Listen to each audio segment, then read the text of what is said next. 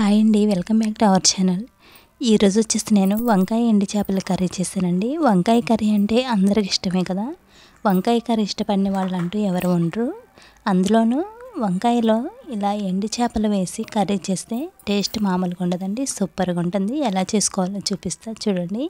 Cut చేసి పెట్టుకున్న ఉల్లిపాయ ముక్కలు, పచ్చిమిర్చి, టమాటా ముక్కలు, అలానే కొంచెం అల్లం వెల్లుల్లి పేస్టు. ఇప్పుడు గ్యాస్ ఆన్ చేసి ప్యాన్ పెట్టుకుని ఎండి చేపలని వేసి వేయించుకోవాలండి. ఇలా వేయించుకోవడం వల్ల చేపలు నీసు వాసన అనేది ఉండవు. వీటిని బాగా వేయించుకోవాలి. ఇలా కలుపుకుంటూ వేయించుకున్న తర్వాత వీటిని సపరేట్ చేసుకుని అదే ప్యాన్లోనికి కర్రీకి సరిపడినంత ఆయిల్ వేసుకోవాలి. ఆయిల్ వేడిన తర్వాత కొంచెం జీలకర్ర, అలానే కట్ చేసి పెట్టుకున్న ఉల్లిపాయ ముక్కలు, పచ్చిమిర్చి, కొంచెం పసుపు, అల్లం వెల్లుల్లి పేస్ట్ కూడా వేసుకుని ఇలా కలుపుకుంటూ ఉల్లిపాయ ముక్కల్ని వేయించుకోవాలండి.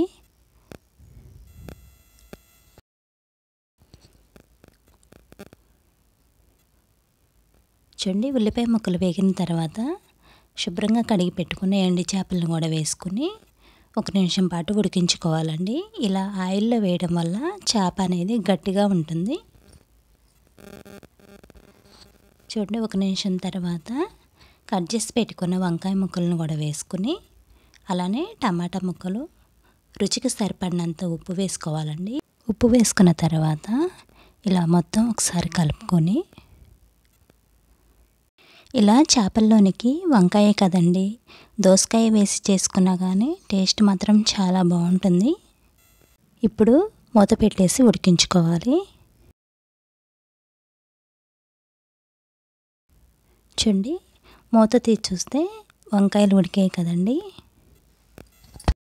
ఇప్పుడు 2 స్పూన్ల వరకు కారం వేసుకుని అలానే కొంచెం ధనియాల పొడి కూడా వేసుకుని మొత్తం ఒకసారి ఇలా కలుపుకోవాలి. మరీ బాగా కలిపేసేయొద్దండి, ఇలా కలిపినట్లే కలుపుకోవాలి. చూడండి, ఇలా కలుపుకున్న తర్వాత మూత పెట్టి 2 నిమిషాల పాటు ఉడికించుకోవాలి.